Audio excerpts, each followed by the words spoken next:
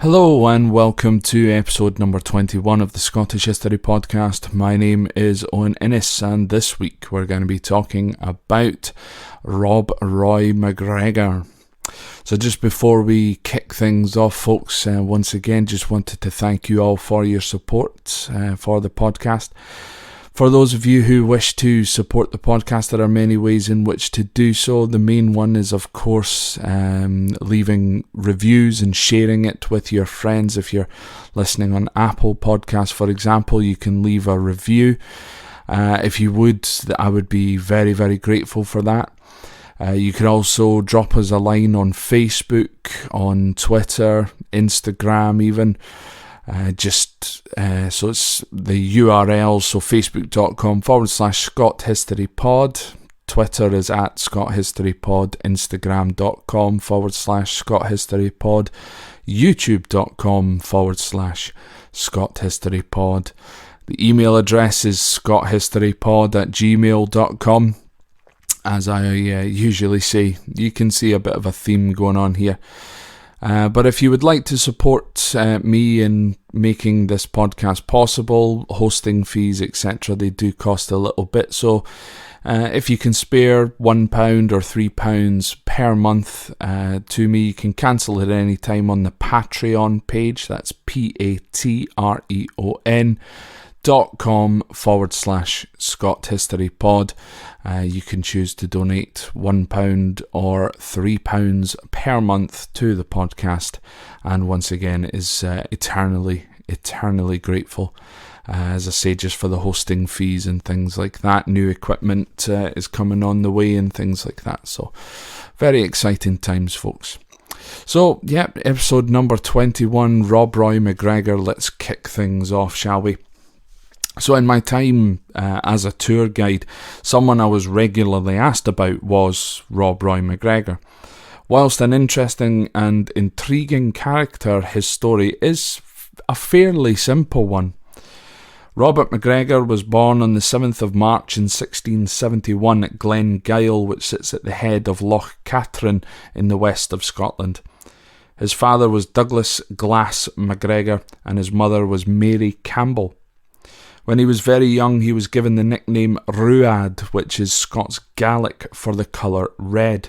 This was due to his brilliant red hair. Over time, Ruad became anglicised to Roy. So simply Rob Roy means Red Robert, or Robert the Red. Now, although Rob was part of the MacDonald clan, in 1603, King James VI issued a proscription on the name Macgregor, which banned its use under pain of death. The Macgregors were known for protecting their lands by the sword, and due to this they were always involved in skirmishes and brawls, even over land that they claimed, but yet could not provide proof that they actually owned. The clan Campbell would regularly provoke the Macgregors in order for royal warrants to be produced to allow the extermination of the MacDonald clans. This tactic did not work, however. A further sequence of events eventually led to the proscription. In 1589, the Macgregors killed the king's forester after he had the MacDonalds hung after he caught them poaching in the Drummondernoch forest. That Sunday that followed, the MacDonald clansmen gathered in a small kirk, which is basically Scots word for church. So a small kirk in Balquhidder, and one by one they swore themselves as partners in this forester's death, whilst placing their hands on his severed head that sat on the altar. In 1603, the Macgregors defeated the Calhouns of Luss in a battle. The Calhouns then had their men's widows parade with their dead husbands' bloody shirts on top of wooden poles. The whole point in this little segment is really to say that despite we know Rob Roy as a Macgregor, he actually usually went under his mother's maiden name, Campbell, because the Macgregor name was outlawed, it was banned. For a little more history into the Campbell and McGregors, please check out my episode on the Massacre of Glencoe, which is episode number 8 of this podcast. If you've already heard it, excellent. If you haven't, please go back to the beginning, start at episode 1 and work your way forward. Now, it is likely that growing up, Rob was probably involved in cattle farming and possibly rustling as well. But at the age of 18, he, along with his father Douglas, joined the Jacobite army in 1689 in support of the exiled King James VII. They both took part in the Battle of Killiecrankie, which took place on the 27th of July in 1689, where despite victory over the Williamite forces, the Jacobites lost their leader, John Graham, aka Bonnie Dundee, the Viscount of Dundee. The Dundee's death led to the end of the uprising, and Rob went back to his land. His father, however, was held for 2 years on treason charges, during which time Rob's mother passed away.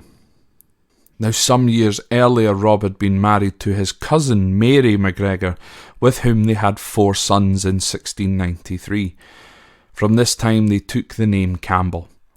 The land they lived and worked on up until 1712 was owned between the Duke of Montrose on one side and the Duke of Argyll on the other. In 1711, Rob went to the Duke of Montrose to borrow a sum of money, which is roughly the equivalent of £1,000 in today's money. However, Rob asked his best friend to go and collect this money, and the friend disappeared into thin air, possibly using the money to purchase a one-way ticket for himself and his family to what was described at the time as the New World, so possibly America, Canada, Australia or New Zealand. This left Rob in debt to Montrose. Rob was going to use the money to fund his now bustling cattle business. Rob spent months evading capture by Montrose's men, and Montrose had Rob's wife and children forced out of their home, and the home burned in front of them so they could not return. And then in 1712, the Duke of Argyll decided to offer land to Rob to build a home in Glenshire, under condition that Rob surrendered his weapons. However, Rob only chose to surrender his old, rusty weapons. Rob, however, at this time was rarely home. Funding his cattle business and, of course, feeding his family was paramount to him, so he set about raiding Montrose's land, and occasionally Argyll's. Regularly he rustled cattle. He acted in a way of a highwayman by robbing Montrose's tax wagons, and in one particular instance he also took Montrose's factor hostage on an island in the middle of a loch. And he also set up a blackmail or extortion ring. By this I mean that Rob would rustle cattle and then force farmers and crofters to pay him for their safe return. Argyll was actually quite happy to see Rob perform such acts, as the two dukes had a particular dislike to one another. In 1719, another Jacobite uprising broke out, and with the two dukes in support of the government, Rob took this opportunity to once again pillage both men's lands. In addition, Rob signed up once again for the Jacobite army and was present as a regiment leader at the Battle of Glenshiel on the 10th of June 1719. Many sources, however, wrongfully state that Rob was injured at Glenshiel. However, these sources are incorrect. In 1717, the Indemnity Act of 1717 was introduced, which exonerated all clans who took part in the 1715 uprising. Well, all clans except the Macgregors. Things started to come to a head for Rob in around 1720, when he was captured by Montrose's men. However, Rob managed to escape, during which he famously hid inside the carcass of a dead cow. But in 1722 he was once again captured and properly imprisoned this time, until 1727. His release was widely attributed to two different factors. The first factor was due to support for Rob from the Duke of Argyll and, in general, the public. The reason for the public support was due to a book that had been released about Rob in 1723, titled Highland Rogue. These both appealed to King George I, who was the king at the time, and a royal pardon for Rob Roy was issued shortly before he was about to be deported to Barbados.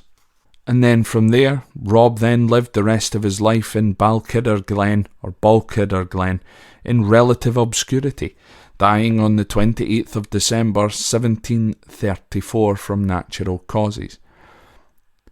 Now, he died at about age 63, but on his gravestone, of which I posted a picture on the Facebook page the other day, it incorrectly states that he was 70 years of age when he passed. Since his death, his legacy, however, does live on, with the town of Rob Royston named after him. Rob Royston is a town name which has came up a few times on this particular podcast, because it's near Rob Royston that William Wallace was captured, for example, and we've mentioned him a couple of times. Another book as well was written by Sir Walter Scott that was released, embellishing Rob's life ever so slightly, and I believe that book was the inspiration behind the movie Rob Roy, which was released shortly after Braveheart came out. Now, in terms of that movie, I don't think I'm going to do another 50-minute long episode about the rights and wrongs of Rob Roy, the film. However, they managed to make a decent job out of the history. There's a particular character in the film which I know for a fact didn't exist, and this was the character played by Tim Roth. I can't remember the character's name off the top of my head. It's been a while since I've seen the film. I know that it's one of the best scenes in the film where Tim Roth and Rob Roy have a battle, a duel, a sword duel in a palace somewhere, and I think that actually won an Oscar, that particular scene. But the character of Tim Roth was introduced into the film to sort of spice it up a little bit, and in a way it made the film make a little bit more sense in my view, but they certainly seemed to get most of it right. The main thing they got right was they filmed it in Scotland, but once again, that classic thing of not a Scotsman playing the lead role. But hey-ho. So where did we get to? So we had the book, the town of Rob Royston. There's also a football team called Kirkintilloch Rob Roy, which is named after Rob Roy. He's got a cocktail named after him, and even a long-distance footpath in Scotland named in his honour. The footpath is quite like the West Highland Way. It's a nice walk through glens, but it's in the west of Scotland. And it'll be through the Trossacs area. The Trossacs was the area in which Rob Roy lived, and I believe it was kind of one of the first holiday destinations for people in the UK and in Scotland and things like that, round about the Loch Lomond area. And in fact, the world's first travel agency, by the name of Thomas Cook, which I think last year went into administration and is now unfortunately no longer with us. But the first ever travel agency anywhere in the world was a Thomas Cook that was based in what is now a pub and hotel in a town called Callander. So one last thing about Rob Roy is that some do refer to Rob Roy as the real-life Robin Hood. However, my thoughts on who the real-life Robin Hood and who the stories of Robin Hood were really based upon lie, of course, with William Wallace. Now, I have had numerous messages in the last few weeks, even within the last few days, from people requesting my take on where the origins of Robin Hood come from, and I will be getting round to that fairly shortly. I don't know if it'll be next week, but I will be getting round to doing that fairly shortly. I'm going to need to go through my research again. But now that we have had an episode about William Wallace, or a couple of episodes about Wallace, and now we have had the Rob Roy one, I'll maybe even throw in the Rob Roy references as well to Robin Hood there. When you think about it though, Robin Hood, Rob Roy, there's a certain similarity in the name there. But a little bit more research on my part. I think the reason why people would say that he was the sort of real life Robin Hood was because he, stole from the rich and gave to the poor.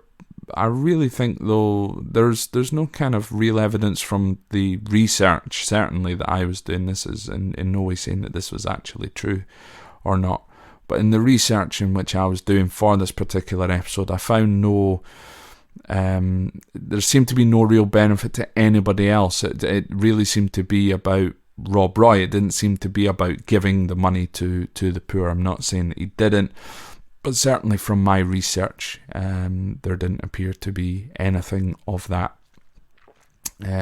ilk anywhere. So, but I'll dive into it regardless.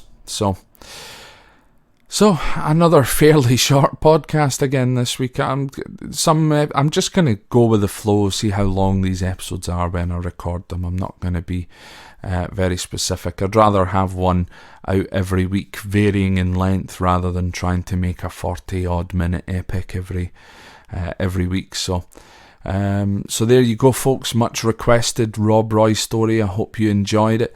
If you did, give the podcast a like.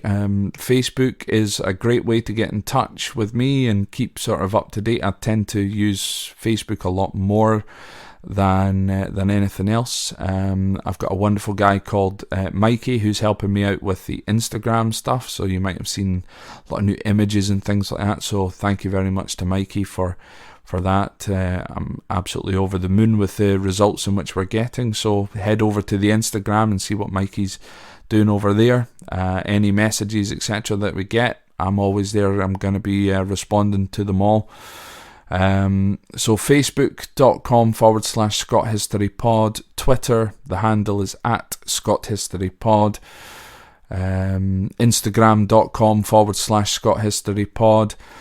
Try to think if there's anywhere else. Of course, I mentioned at the beginning of the episode we got the email, so send me an email, scotthistorypod@gmail.com. If there is anyone out there, just a sort of quick little call, if there is anyone out there who is good with web pages, I just want to set up a web page for, not a website, just a page for the podcast. So basically buy a domain name, just scotthistorypod.com or whatever. And when people go to that page, there's a link basically to everything. So rather than me having to list out where we are, just say go to scotthistorypod.com sort of thing. So that would be ideal.